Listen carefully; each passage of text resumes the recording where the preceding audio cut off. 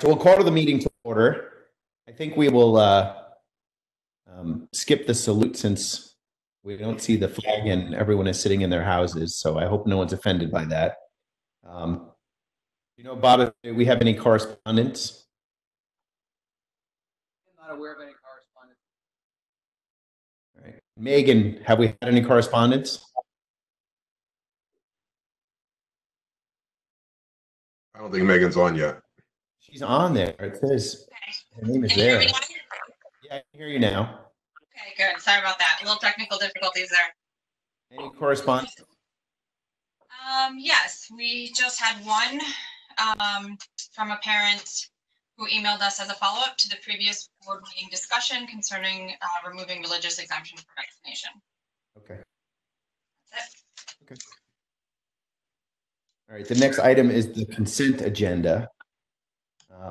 And I would just say let's pull off item 2.2, if that's okay, just so we can discuss it because we did not have finance. So we can just briefly discuss it, but can we have a motion to approve the consent agenda minus the 2.2 item? I move approval of the consent agenda with the removal of 2.2. Is there a second? I'll second. Okay. Any other extractions from it? Really nothing else. It's really just minutes. All those in favor of approving the consent calendar minus 2.2? Aye. Aye. Aye. All right. All right. Put your hands up. I can see. There we go. All right. That looks like everyone.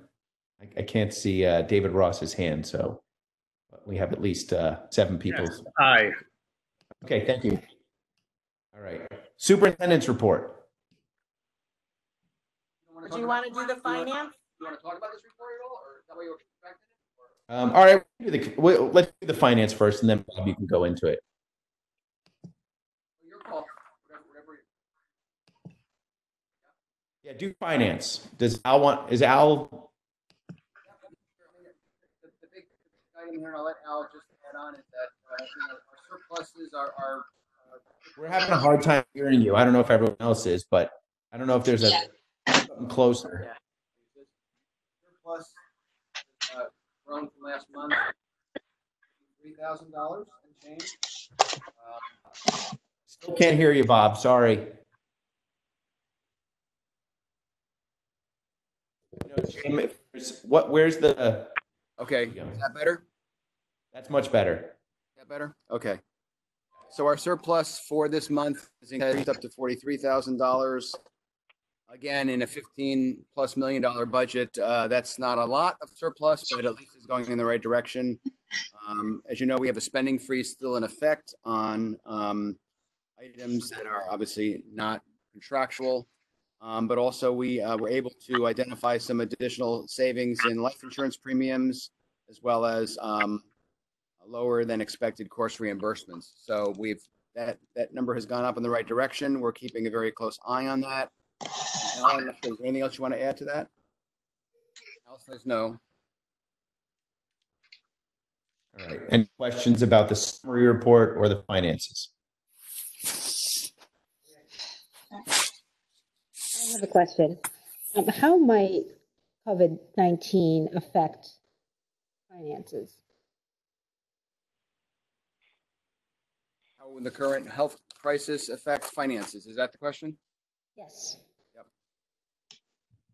Well,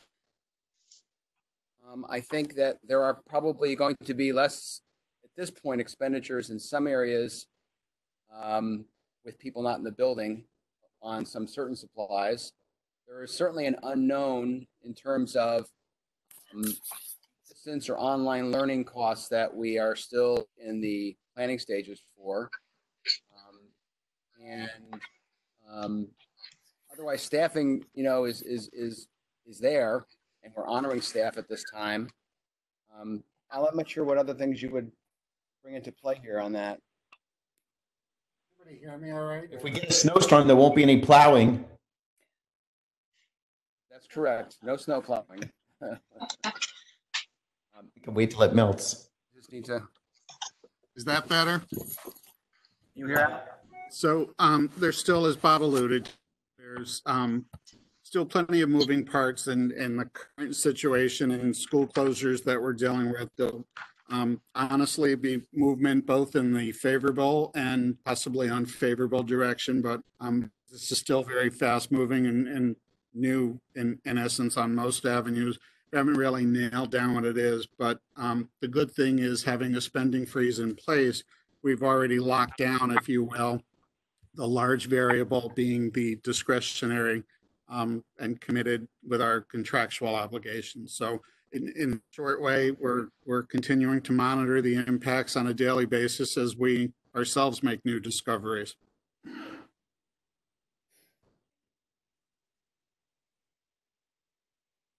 Any other questions for Bob or Al about the finance report? All right, can I get a motion to approve the finance reports as presented? Dan Cowan will motion it. All right, is there a second? Sure. Second. All those in favor, raise your hand so I can see you. 1, 2, 3, 4, 5. And then I guess David, Joyce, and Lynn, do you all? Oh, can you not see us? Aye. Okay. David's an aye. Okay. Okay. Bob. Okay. So I'm going to be pretty single focused here in terms of what I'm speaking about. So obviously the coronavirus has really consumed all of our work and all of our thought processes and all of our planning and all of our time. The governor just spoke a little while ago at, I believe, 5 o'clock. I listened to part of that, and I believe there's now 41 positive tested coronavirus identified in the state. I think I had that right, number 41. We're certainly looking at this as unprecedented. It's somewhat unbelievable. It's a national and state emergency. It's very real, and we are trying to be responsive to this at a 24/7 level. The first and foremost thing that we are trying to concentrate on is the health and well-being of our students, obviously, and staff. That's the number one thing. I do want to mention and say that I do applaud our student, staff, administration, and parents. Last week was still a week of learning despite many distractions and wondering as to what was going to happen. I do have some updates that I'd like to bring you relative to where we are just a couple days now into the school closure. As you know, we closed school on Friday. We closed school on Friday with that directive and that consultation and recommendation from the Quinnipiac Valley Health District. As you know, the governor has just recently indicated that the school closure statewide by his mandate is now through March 31st, which is a Tuesday. Also, to be consistent with the town and many other places, and town buildings and many other places, we've closed Beecher Road School for general purposes to the public.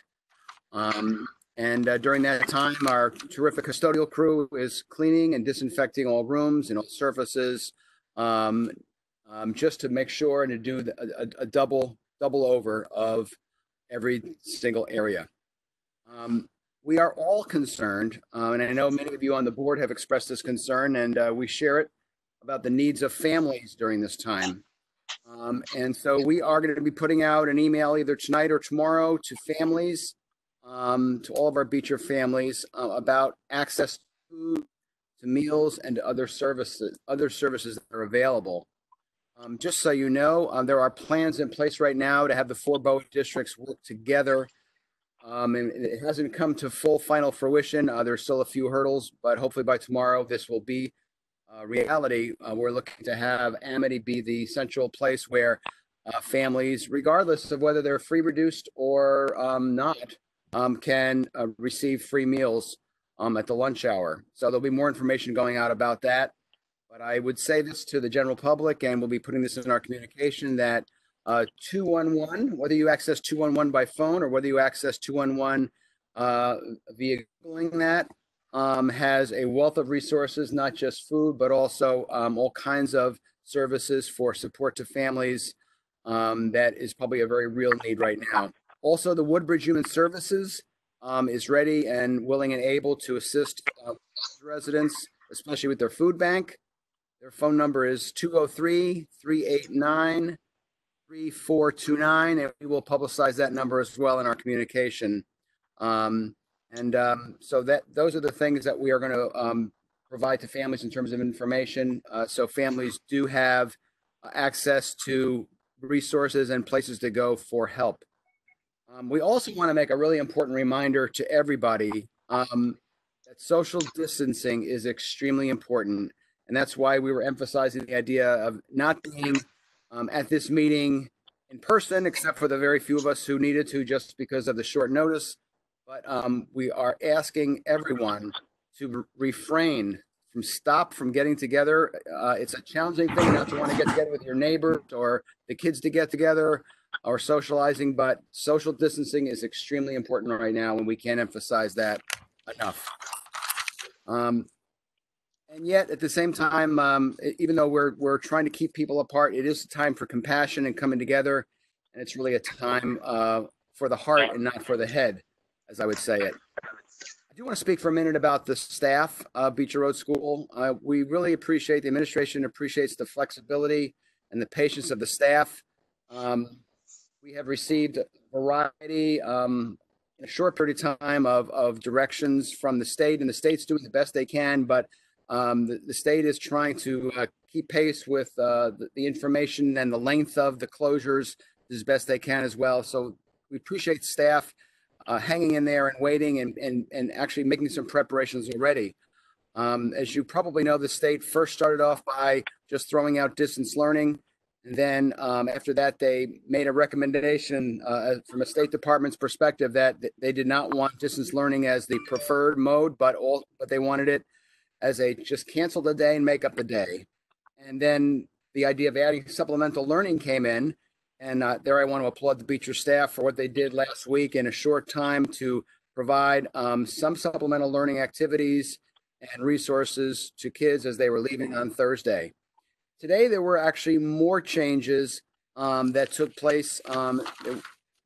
Superintendents were involved in a conference call where the state got a legal opinion on what was their current recommended route. And so to make this a long story short, there were several observations and concerns that the legal counsel had with the current State Department recommendation.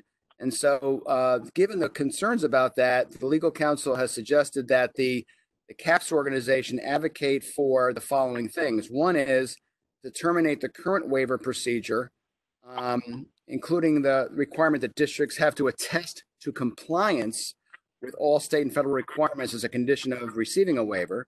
Secondly, the State Department, they want the State Department to support all districts in providing what they're calling interim learning opportunities for the individual schools and communities, and for the individual schools and districts to start working on this and within a reasonable period of time to begin to implement those. This would also have some interim measures to fulfill as best possible or to the greatest extent possible any IEP or 504 kinds of requirements. And then third, the concern centered around the 180-day requirement and the waiver of that. And so again, the recommendation was to try to redefine this so it would be talking about making the best effort to provide meaningful opportunities for students. It was a long conference call, a lot of questions and answers. So as superintendents, we are really waiting for the state to step back from today's conference call and to be able to provide the new recommended path with more definition and more specifics so we can move forward in a more defined way.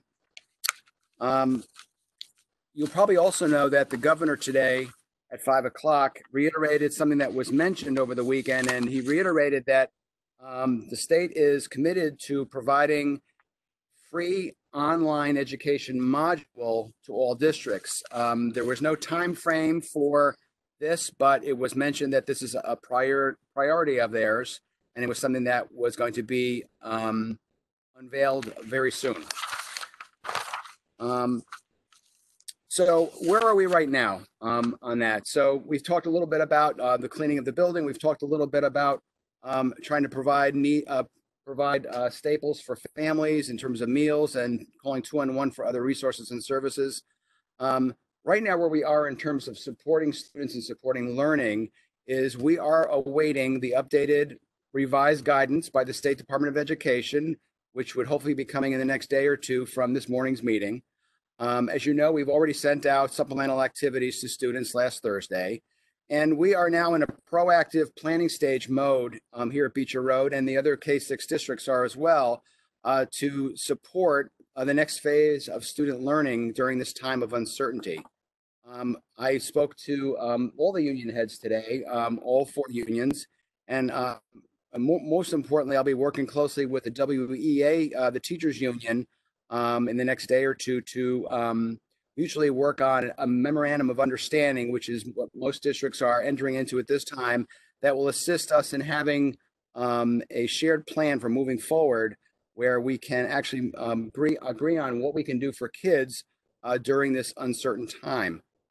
So I plan on talking to the union tomorrow about that and moving forward to have a plan that works for our kids and works for our staff and is flexible enough to meet us in this time of need.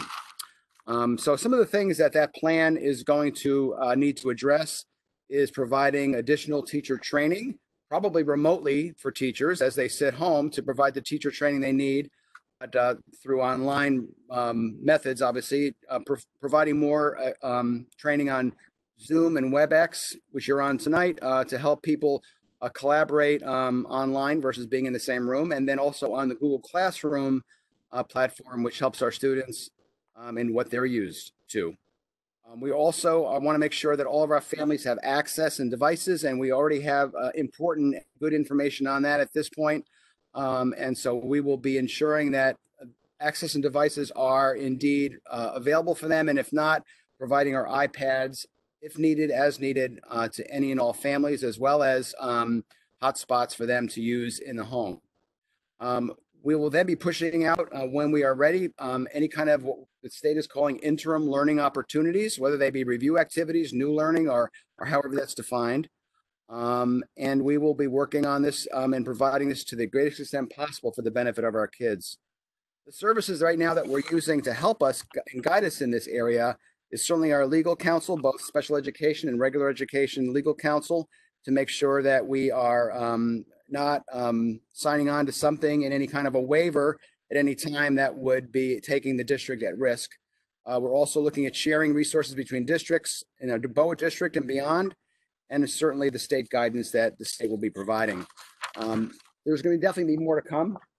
We don't have all the answers right now because this morning there was certainly a curve in the road that took place. But we are committed to doing everything we can for kids within the boundaries of this unprecedented and interesting and challenging atmosphere. So that's the end of my report. I'll be glad to take any questions on that as the best I can to answer things that I can provide an answer for at this time, or get back to you when we have answers. Any questions for Bob from board members? I have a few questions. So I have 3 questions. I might as well just ask them all given this forum. First of all, how many students are there that have no access to devices and the internet? And then the second question I have is with respect to the special ed kids who, if we go the route of distance learning, what approach would we take? Because understanding is that with special ed kids, it might be a little bit more challenging given the issues in teaching them remotely.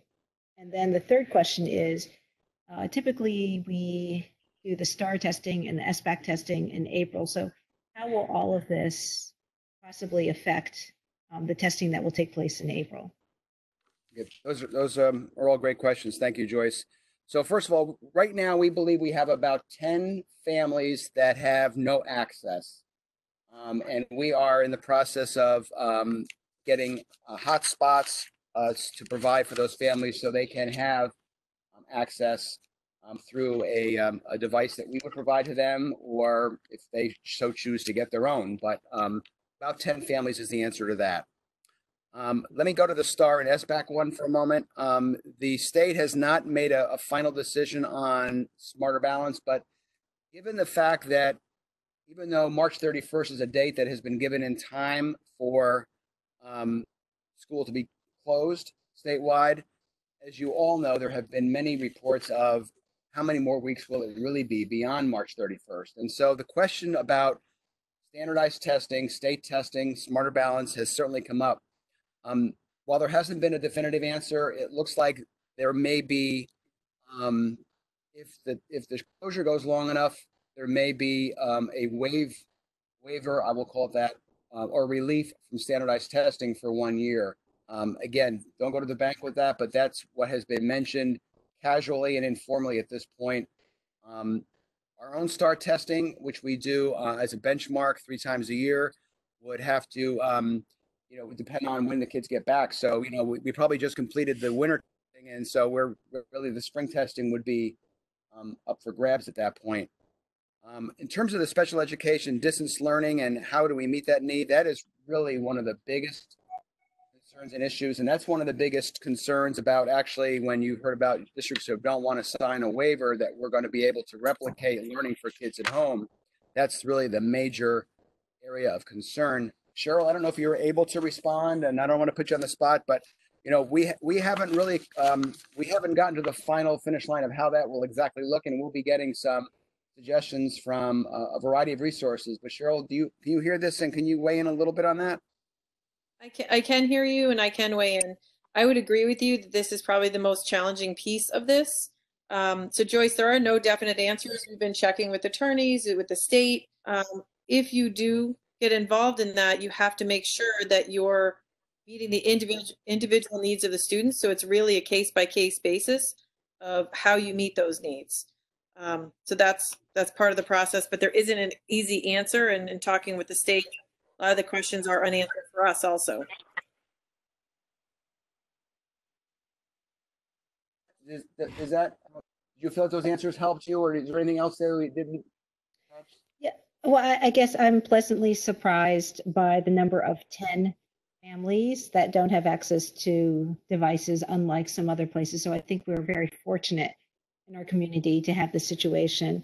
The testing all makes sense. The special education issues are challenging, and so it sounds like we're just going to have to take it step by step because we're in uncharted territory, and I think this will be extremely challenging to meet the needs of these kids.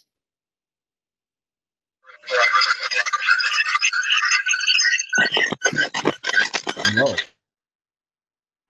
I do want to, if probably another question, I do want to add in just very quickly that all the 3 elementary schools, I think I'm pretty much portraying how the 3 elementary districts, Orange and Bethany and ourselves, are looking at this, and we're in varying places in terms of our planning and how we're moving forward.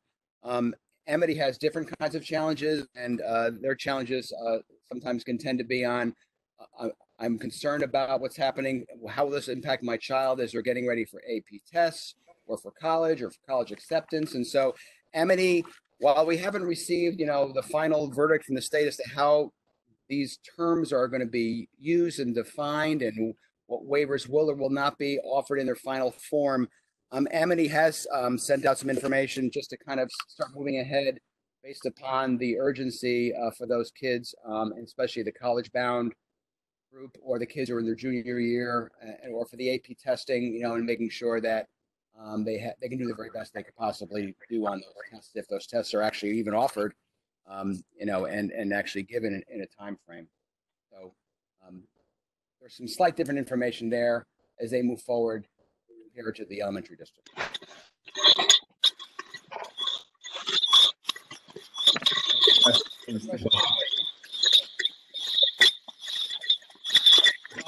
I just want to thank you and Lisa and the entire administration, Cheryl and Al. I can't hear. Please. say that again, please? Can you mute your phone?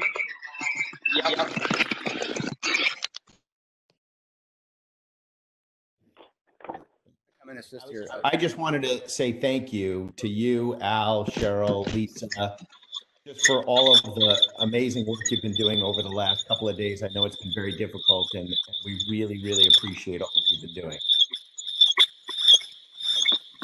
I'm about to Thank you. break all the Will- glass in my house. It's because of the shrieking that's going on. Okay. I don't know if you heard anything I said, so. We did. We appreciate those kind words, and the comments that have been sent back by board members have been very appreciated. It's a very unusual time right now, not sure. I can only tell you, in the world of medicine, we get emails probably 3 times a day changing what recommendations are and how we're proceeding with things. So I know that in the world of education, this is totally uncharted territory for everyone. And so I appreciate you keeping us up to date on what's going on. And I just I encourage to make sure that we continue to notify parents as things happen and keep in touch with them as much as we can. We shall do that. We will try to continue and even increase our communication at this point going forward.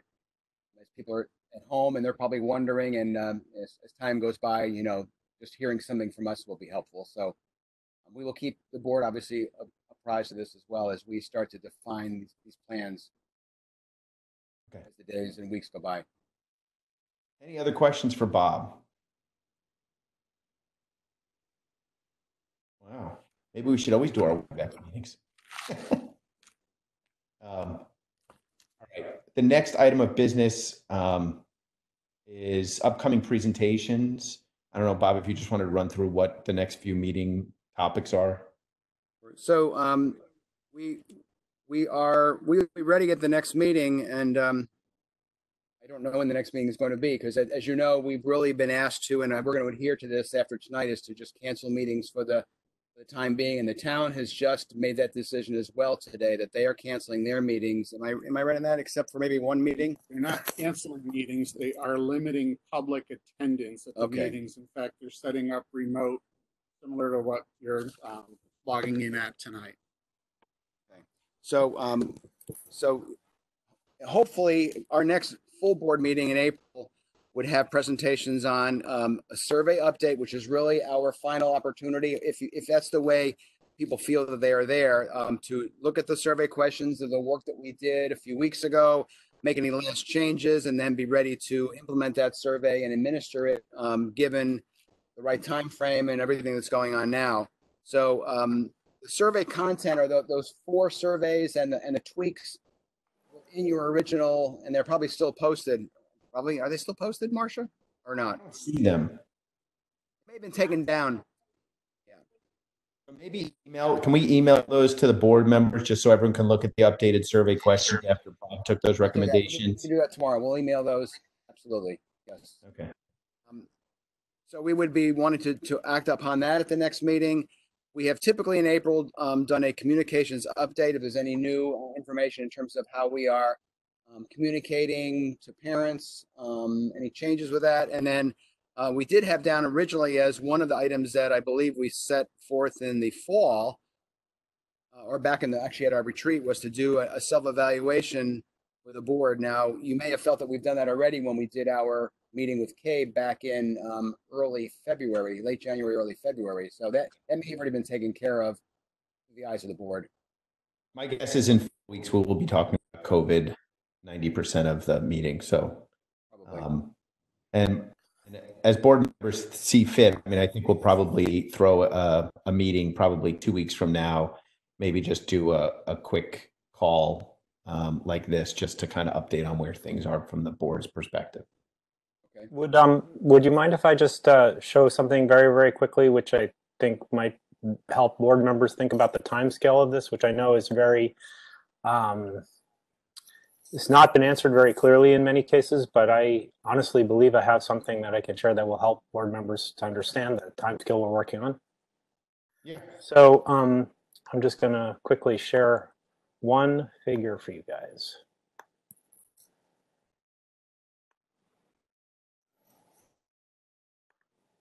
Can you guys see that?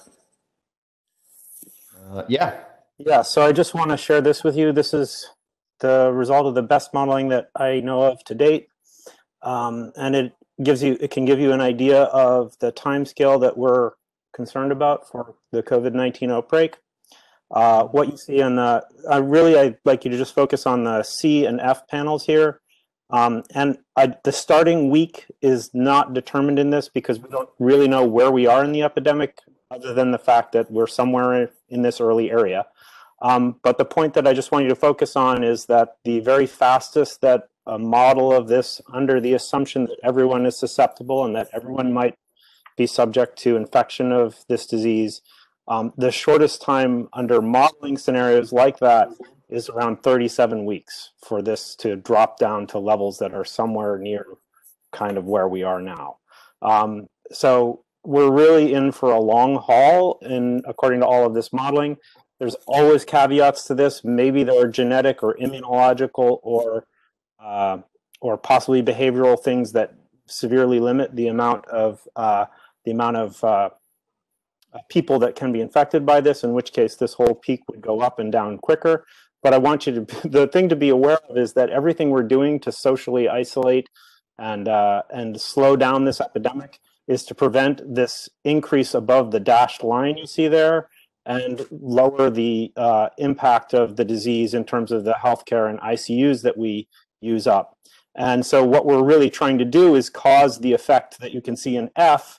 And as you can see, that increases rather than decreases the amount of time that the disease is spreading. So just to be aware, from my perspective, you can call this my opinion or you can call it whatever you want. I just want all board members to realize we're really talking about a very long-term thing here, according to everything that I can see, in my opinion. And so I would urge all board members to think about this on a very long time scale and not be caught into into any kind of paralysis by the idea that we don't know how long this epidemic may last as it proceeds.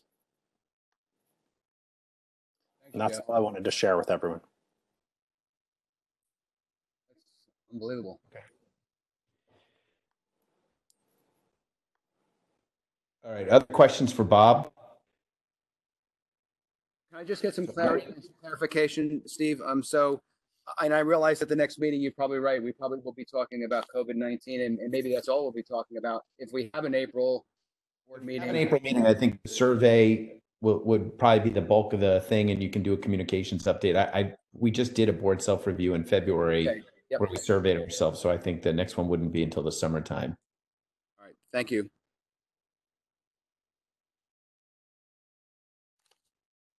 Okay.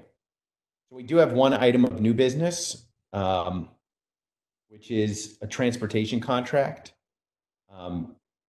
Just as a quick background, and then I'll let Bob, you and Al, but if you remember, we put off, for new board members, you don't know this, but we put off signing a extension of our bus contract because the BOA districts had decided that we wanted to work on the bus contracts in unison. Previously, all 4 of the BOA contracts with the same bus companies, because they share routes with all of the schools, we were all on a different year renewal. And so essentially, we were never able to really look at the contract as a group and whether or not we wanted to bid it out or look at other services and see what was going on. So this year we lined up with everyone. Unfortunately, Orange made the decision to sign a contract outside of us, which, another issue. But the 3, Bethany, Amity, and Woodbridge, did meet together with the bus companies. And what you're seeing is a transportation contract that includes the 3 towns, all lined up at the same time. So Bob, I'll let you take that away. That's a great summary, Steve, of the past. And, and going back a while back, the board really has, as they have in the past, asked administratively for us to work with the bus contractors and on a contract renewal. And this time around, this has been a mutual task. We got together with Bethany and with Amity because of our timelines being the same, and knowing that shared services is an important area of focus, knowing that the possibility of regionalizations is something that we're still striving for or looking at The goal here was to take the next steps that make sense in trying to bring together the districts. Prior to this time, the contracts were all different for all 4 districts. So what we have now, based upon the hard work of our business managers, as well as the superintendent's involvement in this process, and the cooperation and also the buy-in of the bus owner operators, is now a unified contract for the 3 districts. And this also includes pricing for the 5 years moving out. This is competitive pricing based upon what the going rate has been. We've been around the average, and now we'll talk a little bit more in detail about that. But this contract does move us forward in the efforts to work closer together and setting up possibilities that we never had before. I want to just go on record saying that we have outstanding owner operators who have been serving the region for decades and decades and decades. Some of them literally the same drivers who have been serving for decades. They do an excellent job, and this is just a way of continuing that tradition moving forward in even a better unified way. Al will speak to a couple of the details of this, but I do want to mention questions once they're done. Say again? Dan had his finger up, but I said we'll get to him as soon as we're done presenting. And I do want to mention that it's important that we continue to move this forward because there is a timeline. Amity did approve this last week. Their Board of Education voted on it and approved this. Bethany, their bylaws and their policies does not require a board approval. It requires just a superintendent sign off. So that has taken place. And so we are the final of the 3 to continue to move this forward. Al can add a few other ideas in here or other things that we've done, and then we can take some questions. So if I can add to some of the information, both Steve and Bob have already platformed. So the contract before, as you're aware, is a 5-year contract, and the negotiations for which started back in September, October. So it's been several months that the 3 districts rather, have been working together. The end product, again, as Bob just alluded to, is something that is aligned, competitive with the industry. And when we talk about industry, one of the things that we did as part of the negotiation process through CASBO, Connecticut Association of School Business Officials, was to get a survey of what districts were paying. And we found that the average daily rate for a bus was $318, and Woodbridge is currently paying $298 a day. So that was a very solid assurance that we were by no means paying on the high end and very much within the range. What the rate structure will do is really more competitively align the owner-operator rate structure with what other transportation providers are being paid, in addition to keeping, as Bob just said, a very solid model with the owner-operator that has served us well. And I think Mr. Sherman and others in the audience too would confirm that it has a matrix of advantage, knowing the vast majority of the owners and the drivers. A couple of financial segments to correlate. There is one new item when it comes to Woodbridge as part of this contract, and it's regarding the cost of maintaining and replacing as need be the bus radios. Orange and Bethany currently do that. Woodbridge was last one to sign on the game, and the radios are something that are required primarily for the elementary run.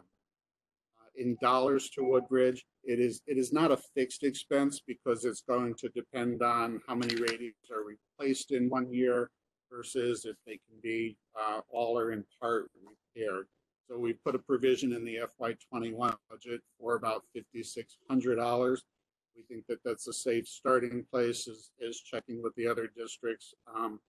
Again, costs have differed year to year based on the need of replacement versus repair.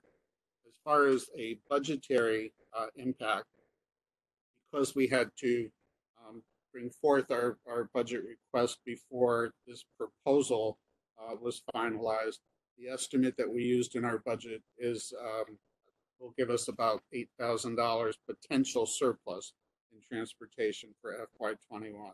I would hold off on any identification for uses of it because, as I just mentioned, we have a variable about radios that I'd like to just have a contingency in case that first year out the gate we're hit with more replacements than repairs. So again, the contract is 5 years. It would put Bethany Woodbridge and Amity expiring in 2025. The Orange contract currently expires in 2024. Last thing I'd mention, just to give you a quantification, if you will, total transportation budget, the FY21 for buses, including the allocation that we share with Amity for the Ezra bus, that's approximately a $420,000. So before you is roughly just less than $500,000 contract in aggregate. Questions? Dan, you're on mute, so take yourself off mute. Yes, I just wanted to confirm that document 4.1 and 5.1.1 are the same documents. They appear like they are. I just was trying to confirm. Which Yeah, one? so initially we thought we were going to go into executive session to discuss this, but we are not allowed to go into executive session with WebEx meeting. So normally we put the same thing on there because some of this, the executive session is only open to us. The public session is what so 4.1 is what the public can see if they were to go to the CABE site. 5.11 is only what we can see, but it's listed on the agenda. Same thing. It's the same document. Okay. The other final question I had was about cancellation, and I did, in reviewing the document, it says that 30 days notice we can cancel. So if in 2024, if we wanted to synchronize the contracts, that as long as all 3 districts agreed, we could synchronize in 2024. We have a Like with Orange, you mean? Like if Orange? correct. If Bethany, I don't think it would be up to us. I think it would be if we can get Orange to agree to do it. I mean, we had all agreed, all 4 districts had agreed to do it last year. So we're still not clear exactly why Orange didn't, but it would be possible for us to line up at that point. correct. So we can get out of this contract a year early if we give them 30 days notice. Correct, Al? So the cancellation provision is more specifically for each district. For example, let's say Woodbridge, atypical to what we've been experiencing, but let's say we see a decrease in enrollment to the point that we would be able to eliminate a run. That is, when we talk about cancellation and a 30-day provision, that is what it speaks to. So if all 3 districts decided they wanted to cancel in 2024 so that we could synchronize with Orange, this prohibits us from doing that. We're stuck till 2025. Dan, can you just point me to the page, if you wouldn't mind, specifically that you're reading? He was referring to, I believe that page 1, at the bottom page, termination. Is that right? To be honest with you, the last year of the contract is the cheapest increase. It would be very unlikely that 3 districts would opt out of a contract just to line up with Orange. I think the more likely thing is Orange would sign a 1-year extension or do something to line up with us. I think it would be silly for us to try to get out of a contract just to accommodate Orange when we haven't seen that they're all that excited to engage in the joint processes. But that's our best, that's our least increase. So there's an incentive to stay in that long because the increases go down over time. Correct. And that's what I was seeing is kind of the nature of this contract is to try to prevent us from alignment in that 5th year by giving us that, sugar cookie at the end saying, hey, if you don't align, then here's a cookie. It just seemed like we're going to be in the same spot again in 5 years, That's a good observation. And so what took place a couple of years ago, Dan, could happen in reverse and we could still see all 4 districts coming together. So what I'm referring to is that there was somewhat of a gentleman's agreement between the 4 districts when I first came that we were going to align this together. And we actually, and Steve gave the history about how we didn't go with the 2-year extension, or did we go with that? I can't remember which it is. We didn't go with it. And Orange changed on their own, they changed their plans and the way they executed their contract in terms of number of years, they could go back at the end of this time. There's sunsets in 2024. They could decide to add just 1 year and then be on the same page with us and be able to then enter into a new agreement in 2025. Yeah, but I'm sure that they'll be offered a contract that makes them choose not to do that again, you know. Just there's no way out. It makes us stuck in this perpetual. Well, it doesn't really, because at the end of the day, if we wanted to, we could do whatever we want. We don't have, I mean, we have the 3 districts, and really, you know, Bethany, Orange, you know, Orange has their own bus runs for their middle school. It's different than ours. I think Orange should have to deal with this issue. And if in 3 years from now or 4 years when this contract is over, we want to bid this out, I think we can bid it out. I mean, there's nothing, we're not locked into, just because Orange has an agreement with them doesn't mean that we're locked into doing that same agreement. And it would mean Orange would be on the hook to get out of their contract if we decided to do something else. Okay. I'm a little bitter only because we took a hit as a district to align ourselves at the request of everyone else. We had an opportunity to lock in a lower rate on that final year, but we walked away from it. And Orange kind of is not, I mean, Orange did basically ignored what we had all agreed to and signed on a contract. So I think that we, as part of Bethany, Woodbridge, and Amity, have a good contract. And I think that moving forward, we will do what we need to do, and we'll try to include Orange in it. But I don't think we should put our contract for 3 districts at risk because Orange didn't play ball once. They might not do it again. So Understood. any other questions for Bob or Al about the contract? Yeah, so we talked before about exploring getting cameras on the bus and what that might cost. Did we explore that at all? What that option looks like? We did definitely bring that up in the conversation. What took place in that conversation, and Al, you can help me if I've forgotten part of this. That is that it would take the agreement and the policy alignment of the 3 districts to do that, because there are shared busing between us and Amity and Bethany. And the way the owner-operator system works, we carry some of the contracts, Amity carries some of the contracts reciprocally. So there is not, so I think it would be a next step to bring that up with the other boards and say, we want to implement that, or we want to look forward into that. There's been a lot of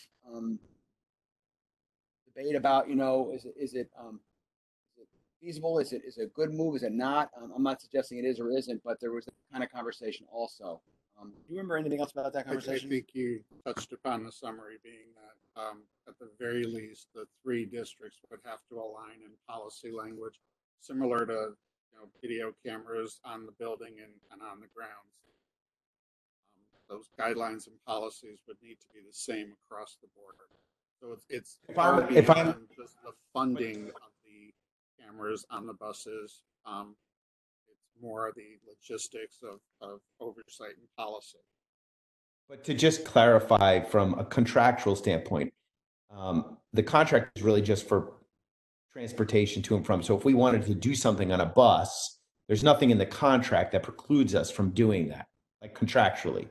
I mean, at the end of the day, we would end up having to pay for this, just like we pay for gas and we pay for a lot of other things related to this. But there's nothing in there that precludes us from saying we want to do something and that they can say we don't do it because the contract doesn't say it. I think it would be an add-on MOU. And the reason I say that is because it could be a contract that it's a contract that we have with Sorensen. And if we decided to go ahead and put the camera on the bus, he's doing one run for us elementary, but then he's also doing a high school or a middle school run. And so that camera's going to be sitting on the bus. No, I understand that that's between the differences with Amity, Bethany, and Woodbridge. What I'm asking is, if we decided as a Board of Ed, if we decided as a Board of Ed, we want a camera on buses, we would provide the camera on the bus. There's nothing in the contract that would say we can't or we have to, or that's not in the contract. The contract really just Silent about. on it. The contract is just basically silent. So I think what we do on the bus mic is something that we have policy to do. So if we said we want an observer, that would be something we would do, we would pay for, it would be out of our cost, we could add that, that would be sort of, they're just providing the transportation. Yep. Okay. And then the reciprocal part of that is that our kids ride on buses that Amity. So I'm just the reverse of that is that, so we could go ahead and do that on the buses that we hold contracts with and we have jurisdiction, so to speak, over, but the ones that Amity holds the contracts on that they pay for and they also do a run for us, they may not have the cameras on those other half of the buses. So again, it's one of those things where we want to, it's taking the next step of mutual cooperation and seeing the benefits of doing something like that and trying to move in a collaborative way. Unless we aligned our The policies. point is, the contract would not preclude us from doing that, is all I think we're getting at. Is that right? The contract would not preclude you, but the shared services has a layer of complexity in that. Totally Simply, understand that it means we have to negotiate with other 14 school buses a districts, day. but And if you want to put cameras on 14 buses, we do not pay for 14 buses. So there just, would be I think all I'm saying is buses that we don't hold a contract with is what I'm trying to articulate. So you Again, would I'm just propose making it clear that by seven- approving this contract, the real negotiation on this camera thing would have to be with the other school districts, not with the bus drivers. would have to be joint. I think it would in be this case with Woodbridge and the Woodbridge Amity shared contract.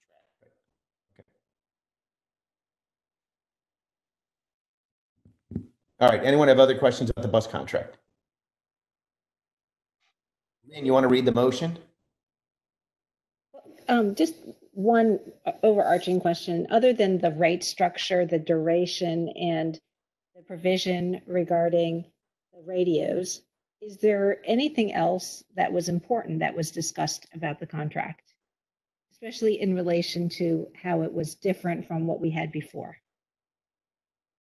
So the sexual molestation.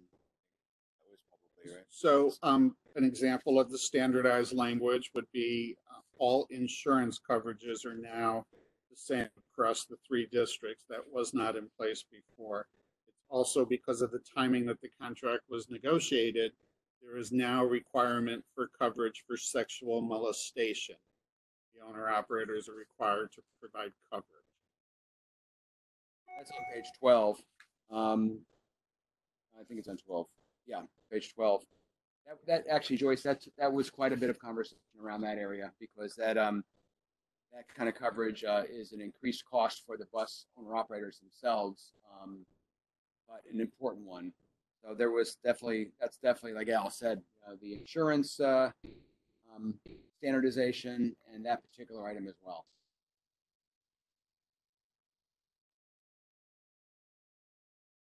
Otherwise, I'm not really sure.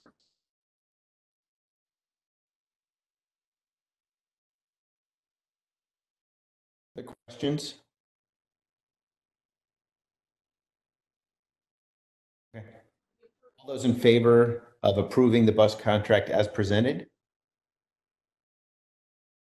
Aye. 2, 3, 4. Aye. Okay. Any abstentions? Any noes? All right, it passes. All right. We don't have a public. What's that? Who seconded that motion? Oh, I don't know who seconded it. Megan did. Look at that. She just volunteered to be the second. Okay. Any other items, Bob? No, that's it. Okay. All right. Motion to adjourn. So moved. Second, Dan. All those in favor? Aye. Aye. All right. Be safe, everyone. Have a good night.